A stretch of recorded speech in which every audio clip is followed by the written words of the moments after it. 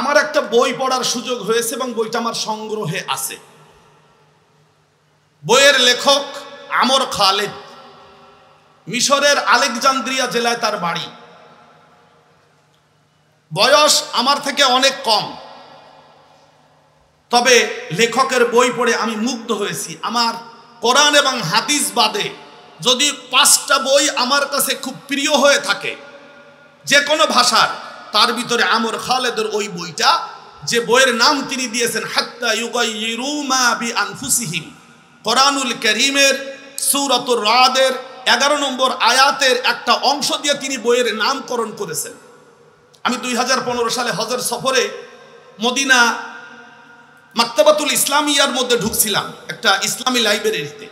তো ঢোকার পরে দেখি সেখানে বাংলাদেশি এক ভাই আমার এসে বলছে, আপনি মনির হুজুর না? জি। আপনি খুলনা সিদ্দিকা মাজার শিক্ষক? জি। বলতেছে, আপনারে আমি একটা বই দেব, দেন। ওই বইটাই না উনি আমার হাতে দিলেন। তো নাম দেখেই আমার খুব পছন্দ হয়ে গেল, হাত্তা ইউগাইয়িরু মা বিআনফুসিহিম, যতক্ষণ না কোনো জাতি তার নিজের ভাগ্যের পরিবর্তন ঘটায়। ওই বইটাতে আমি কতবার পড়েছি তা আমি বলতে পারবো না। ওই বইয়ের একটা অধ্যায় তিনি লিখেছেন, সেই অধ্যায়ের উপরে আপনাদের সামনে ছোট্ট একটু কথা বলবো। অধ্যায়টা হলো হাদ্দিদ হাদাফা হায়াতিক, তুমি তোমার জীবনের লক্ষ্য ঠিক করো। হাদ্দিদ, তুমি ঠিক করো। হাদাফ, টার্গেট, গোল, লক্ষ্য। এইম, হায়াতিক, তোমার জীবনের। লেখক যে কথাগুলো বলেছেন অনেক কথা, আমি আপনাদের কাছে সহজে বলতে চাই। আমাদের জীবনে এক একজনের এক এক সময় এক একটা লক্ষ্য থাকে। যেমন যখন ছোটবেলায় স্কুলে যায়, মাদ্রাসায় যায়, তখন লক্ষ্য থাকে কারো ডক্টর হবে, ইঞ্জিনিয়ার হবে, কেউ আলেম হবে, কেউ বড় ব্যবসায়ী হবে। তো একটা ছেলে ডক্টর বা ইঞ্জিনিয়ার হয়ে গেল, ব্যবসায়ী হয়ে গেল, তারপরে তার জীবনের লক্ষ্য ঠিক থাকবে নাকি পাল্টাবে? পাল্টাবে কিনা? তখন আবার লক্ষ্য নতুন করে ঠিক হবে, তাহলে এবার তার বিবাহ শাদী করতে হবে। এবার লক্ষ্যের পরিবর্তন ঘটবে, বাবা হতে হবে, মা হতে হবে। এবার আবার জীবনের লক্ষ্যের পরিবর্তন ঘটবে, তাহলে ঘর বাড়ি করতে হবে। আবার জীবনের লক্ষ্যের পরিবর্তন হবে, গাড়ি করতে হবে। এরপরে অবসরে যাওয়ার পরে এইবার লক্ষ্যটা ঘুরায়, মসজিদে যাব। আবার কেউ কেউ বলে পশ্চিমে যাব, মানে হজ করতে যাব, তা বলে না। আমি লেখকের ওই বইটা পড়ার আগেও বুঝতাম, কিন্তু বইটা পড়ার পরে আরো ভালো করে বুঝেছি। তিনি বোঝাতে চান যে একজন মানুষের জীবনের চূড়ান্ত লক্ষ্য ঠিক করা দরকার। কারণ কেউ ডক্টর হওয়ার আগেও মারা যেতে পারে, কেউ লেখাপড়া শেষ করার আগে মারা যেতে পারে, কেউ তার জীবনের বাস্তব অবস্থায় উপনীত হওয়ার আগে মারা যেতে পারে। লেখক বুঝাতে চেয়েছেন, তোমার জীবনে বেঁচে থাকতে তোমার জীবনের চূড়ান্ত লক্ষ্যটা কি হওয়া দরকার সেটা তুমি আগে ঠিক করে তারপরে তুমি কাজে নামো। লেখক চমৎকার লিখেছেন, একজন ঈমানদারের জীবনের চূড়ান্ত লক্ষ্য, আমি জান্নাতি মানুষ হতে চাই। আমি জান্নাতি মানুষ হতে চাই। একজন মানুষ ঈমান আনার পরে যদি তার জীবনের চূড়ান্ত লক্ষ্য জান্নাতি মানুষ হওয়া না হয়, তাহলে যদি সে ওই অবস্থায় ইন্তেকাল করে, মৃত্যুবরণ করে, তাহলে যতই আমরা দোয়া করি আর তার জন্য ঠেলাঠেলি করি, আমরা তাকে জান্নাতে ঢুকাতে পারবো না। সুতরাং আমি সংক্ষেপে বলতেছি, যেহেতু আমি একটা বিষয়কে সামনে রেখে কথা বলবো, তাই আপনাদের হেডিংটা বলতেছি, আমরা সবাই ঈমানদার কিনা? আমাদের জীবনের চূড়ান্ত লক্ষ্য একটা, কয়টা? তা হলো, আমি আপনাদেরকে বলি, আপনারা আমার সাথে যদি একমত হন তাহলে বলবেন। আমি, নিজের দিকে আঙ্গুলটা ঘোরাবেন। আমি জান্নাতি মানুষ হতে চাই। আমি জান্নাতি মানুষ হতে চাই। আমি জান্নাতি মানুষ হতে চাই। এইটা হলো একজন মুমিনের জীবনের চূড়ান্ত লক্ষ্য। হতেও পারে যে আমি এই মাহফিলে এসেছি, আমি হয়তো এখান থেকে বেরিয়ে বাদামতলা পার হয়ে ফুলবাড়ি পার হতে পারলাম না, ততক্ষণে আল্লাহ ডাক দিয়ে বললেন, মনিরুজ্জামান, তোমাকে আর সামনে আগাতে হবে না, তুমি আমার কাছে চলে আসো। আপনার মনে বুঝতে পারেননি? হতে পারে ওখানে গেলে আমার রব আমাকে ডেকে বললেন, তুমি চলে আসো। তখন যদি আমার জান্নাতে যাওয়ার লক্ষ্য না থাকে, তাহলে আমি কোথায় যাব? আপনারা কি কথাটুকু বুঝেছেন? আমাদের প্রত্যেকের জীবনের চূড়ান্ত লক্ষ্য আজকে ঠিক করতে হবে। আমি যদি এই কথা পড়ানোর আগে আপনাদেরকে জিজ্ঞেস করতাম আপনার জীবনের লক্ষ্য কি, প্রত্যেকের হাতে কাগজ আর কলম দিতাম, আপনার জীবনের চূড়ান্ত লক্ষ্য কি, আপনারা এই লক্ষ্যটাকে এক বাক্যে বলতে কষ্ট হতো আপনাদের। আপনারা খেয়াল করেছেন, আমাদের যখন কোন আত্মীয় স্বজন আব্বা আম্মা ইন্তেকাল করেন, তখন আমরা দুয়ার অনুষ্ঠানে আলেমদেরকে বলি, হুজুর দোয়া করবে। কেন? কিসের দোয়া? আল্লাহ যেন আব্বারে জান্নাতবাসী করে। আব্বা যদি জান্নাতে যেতে না চায়, আমরা যত দোয়া কালাম করি, যেতে পারবেন তো? কেন? নিজে জান্নাতে যাওয়ার চেষ্টা। আজকে আমরা জান্নাতে যাওয়ার জন্য আমরা প্রস্তুতি নিতে রাজি আছি না? চলুন, হাফেজ ইবনুল কাইয়্যিম জাওজি রাহিমাহুল্লাহ, হাফেজ ইবনুল কাইয়্যিম জাওজি রাহিমাহুল্লাহ, তিনি অনেক কিতাব লিখেছেন, অনেক কিতাব লিখেছেন। এত কিতাব লিখেছেন যে তা আমাদের এক জীবনে পড়ে শেষ করাও কঠিন। তারপরে তার বইয়ের ভাষাগুলো এত স্ট্যান্ডার্ড আরবি দিয়ে লেখা, যেগুলো অনেক সময় অর্থ উদ্ধার করাও কঠিন। যাক, উনার একটা বই আমার সংগ্রহে আছে, আল ফাওয়াইদ।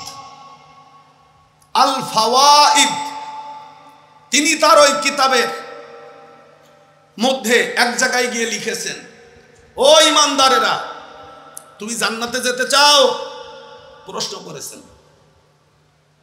তুমি তো জান্নাতে যাওয়ার ইচ্ছা করেছো ঠিকই, কিন্তু তুমি ইচ্ছার ক্ষেত্রে একজন অমনোযোগী ইচ্ছা পোষণকারী। তুমি জান্নাতে যেতে চাও? জান্নাতের রাস্তা তো সেই রাস্তা যে রাস্তায় আদম আলাইহিস সালাম হাঁটতে হাঁটতে ক্লান্ত হয়ে গিয়েছিলেন।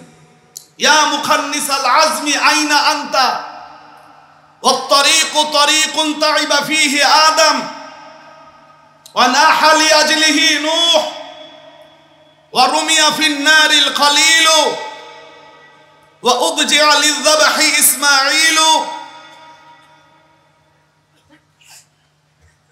ওয়া নুশিরা বিল মিনশারি যাকারিয়া ওয়া কুতিলা সাইয়্যিদুল হাসুর ইয়াহইয়া ওয়া বিআ ইউসুফ বিসামানিন বাখসিন ওয়া লাবিসা ফিস সিজনি বিদআ সিনিন ওয়া কাসাদ দাররা আইয়ুব ওয়া যাদা আলাল মিকদারি বুকা দাউদ ওয়া সারা মাআল বুহুশি as-sayyidul hasur ঈসা ওয়া আলাজাল ফাকরা ওয়া আনওয়া'আল আযাব মুহাম্মাদুন সাল্লাল্লাহু আলাইহি ওয়া সাল্লামা তুজহা আনতা বিল লাহাবি ওয়াল লা'ব। আমি আপনাদেরকে বিল ইখলাস বলতেছি, আমি এই কথাগুলো যখন আল ফাওয়াইদ কিতাবে পড়েছি, তখন আমি নিজেকে প্রশ্ন করে দেখেছি যে আসলে কঠিন। কেন? হাফেজ ইবনুল কাইয়্যিম জাওজি রাহিমাহুল্লাহ তিনি বলতেছেন, আমি বাংলা এবার অনুবাদ করতেছি, একটু মনোযোগ দিয়ে শুনবেন। আমি যেহেতু কোরআন থেকে বলবো, তাই আগে এই কথাগুলো বলে নি, যাতে আপনাদের মন মগজটা একটু তৈরি হয়। ইয়া মুখান্নিসাল আজমি, হে দৃঢ়তা প্রদান করার ক্ষেত্রে দুর্বল ব্যক্তি, অর্থাৎ দুর্বল চিন্তার লোক, আইনা আনতা, তুমি কোথায়? তুমি জান্নাতে যেতে চাও, কিন্তু তুমি কোথায় দাঁড়ানো? অত্তরিকু তারিকুন তাইবা ফীহি আদম, এই জান্নাতের রাস্তা তো সেই রাস্তা যে রাস্তায় হাঁটতে হাঁটতে আদম আলাইহিস সালাতু ওয়াস সালাম ক্লান্ত হয়ে গিয়েছিলেন। আদম আলাইহিস সালাম জান্নাতের রাস্তায় হাঁটতে হাঁটতে ক্লান্ত হয়ে গিয়েছিলেন। কতদিন হেঁটেছিলেন? পৃথিবীতে আসার পর থেকে তিনি হাঁটতেছেন, মানুষদেরকে, তার পরিবার, তার সন্তানদেরকে জান্নাতের পথে ডাকতেছেন আর হাঁটতেছেন। ওয়া নাহা লিআজলিহি নূহ, জান্নাতের পথে চলতে গিয়ে নূহ আলাইহিস সালাম সারা জীবন কেঁদেছেন। ফালাবিসা ফীহিম আলফা সানাতিন ইল্লা 50 আমা, সূরাতুল আনকাবুত এর মধ্যে আল্লাহ তাআলা বলেছেন নূহ আলাইহিস সালাম তার জাতির মধ্যে 1000 বছর থেকে 50 বছর বাদে 950 বছর তিনি কেঁদেছেন আর মানুষকে দাওয়াত দিয়েছেন জান্নাতের পথে যাওয়ার জন্য। কত বছর? ফালাবিসা ফীহিম আলফা সানাতিন ইল্লা 50 আমা, 950 বছর তিনি কেঁদেছেন আর মানুষদেরকে জান্নাতের দিকে ডেকেছেন। তুমি কোথায়? আরমিয়া ফিন্নারিল খলিল, এই জান্নাতের পথে চলার জন্য ইব্রাহিম নবীকে আগুনে ফেলে দেওয়া হয়েছিল।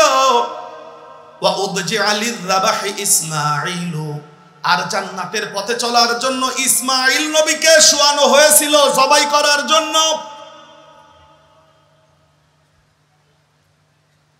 কাকে জবাই করার জন্য শোয়ানো হয়েছিল?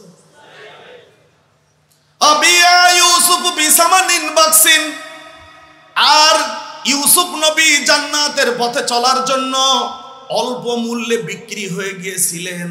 ওয়ালাবিসা ফিস সিজনি বিদআ সিনিন, জান্নাতের পথে চলার জন্য তিনি 10 বছরের অধিক সময় জেল খেটেছিলেন। তিনি যদি জুলাইখার কথা মেনে নিতেন তাহলে কি তিনি জান্নাতের উপরে টিকে থাকতে পারতেন? তিনি কি জান্নাতের রাস্তায় চলতে পারতেন? জুলাইখার কথা মানেন নাই বলে তাকে জেল খাটতে হয়েছে বিদআ সিনিন, বিস্তারিত পরে বলতেছি। ওয়া নুশিরা, জান্নাতের পথে চলার জন্য জাকারিয়া আলাইহিস সালামকে করাত দিয়ে নুশিরা ফেড়ে ফেলা হয়েছিল। অকুতিলা সাইয়্যিদুল হাসুর ইয়াহইয়া, অবিবাহিত নেতা ইয়াহইয়া আলাইহিস সালাম জান্নাতের পথে চলতে গিয়ে নিহত হয়েছিলেন, তাকে হত্যা করা হয়েছিল জান্নাতের পথে চলার জন্য। ওয়াজাদা আলাল মিকদারি বুকা দাউদ, দাউদ আলাইহিস সালাম জান্নাতের পথে চলার জন্য যে পরিমাণ তিনি কাঁদতে পারতেন মানুষ হিসেবে, তার থেকে বেশি পরিমাণে তিনি কেঁদেছেন শুধু জান্নাতের রাস্তা ঠিক রাখার জন্য। ওয়াকাসাদ-দাররা আইয়ুব, এবং আইয়ুব আলাইহিস সালাতু ওয়াস সালাম তিনি যে পরিমাণ শারীরিক পীড়ায় নির্যাতিত হয়েছেন, কষ্ট পেয়েছেন শুধুমাত্র জান্নাতের পথে টিকে থাকার জন্য। ওয়া কুতিলা না, ওয়াসারা মাআল ওহুশি ঈসা আলাইহিস সালাম, আর ঈসা আলাইহিস সালাম জান্নাতের পথে চলতে গিয়ে তিনি একজাক বন্য পশুর মতো আচরণকারী মানুষদের সাথে তিনি চলেছিলেন, যারা তার সাথে পশুর মতো আচরণ করেছিল ইহুদিরা। ওয়া আলাজাল ফাকরা, এবং দারিদ্রের কষাঘাতে জর্জরিত হয়ে গিয়েছিলেন। ওয়া আনওয়াআল আযাব, একজন মানুষকে যত ধরনের কষ্ট দেওয়া যায় সব কষ্টগুলো যিনি সহ্য করেছিলেন মুহাম্মাদুন সাল্লাল্লাহু আলাইহি ওয়াসাল্লাম, মুহাম্মদ সাল্লাল্লাহু আলাইহি ওয়াসাল্লামা তুজহা আনতা, আর তুমি তো আনন্দ ফুর্তি করে বেড়াচ্ছ, তুমি আনন্দ ভ্রমণ করে বেড়াচ্ছ বিল্লাহাবি ওয়াল্লাহ, খেল তামাশার মধ্যে, আর তুমি মনে মনে ভাবতেছো যে আমি জান্নাতে যাব। সম্মানিত ভাইরা, হাফেজ ইবনুল কাইয়্যিম জাওজি রাহিমাহুল্লাহর আল ফাওয়াইদ কিতাবের এইখানে 11 জন নবীর নাম তিনি উল্লেখ করেছেন। যেই সব নবীরা জান্নাতের পথ ধরে হেঁটেছেন, সব নবীরা হেঁটেছেন, কিন্তু তিনি এখান থেকে 11 জন নবীকে বাছাই করেছেন। আজকে আমি আপনাদের কাছে আমার আলোচনাটা এভাবেই শুরু করতে চাই, আমরা কি জান্নাতের পথের পথিকদের মতো জান্নাতের দিকে হাঁটবো, নাকি গাফেল অমনোযোগী বেহুশ মানুষদের মতো হাঁটবো জাহান্নামের দিকে আর বলবো জান্নাত জান্নাত জান্নাত জান্নাত? হাঁটতেছি কোথায়? জাহান্নামের দিকে। জিকির করতেছি কিসের? জান্নাতে যাওয়া যাবে তো? জান্নাতের পথিক হতে চাই আমরা জান্নাতি মানুষ হতে চাই। সেই জান্নাতি মানুষ হওয়ার জন্য আমাদের উপরে আল্লাহ তাআলা যে দায়িত্ব দিয়েছেন, সেই দায়িত্বটা হলো এই আল কোরআনকে নিয়ে আমাদের ছুটতে হবে।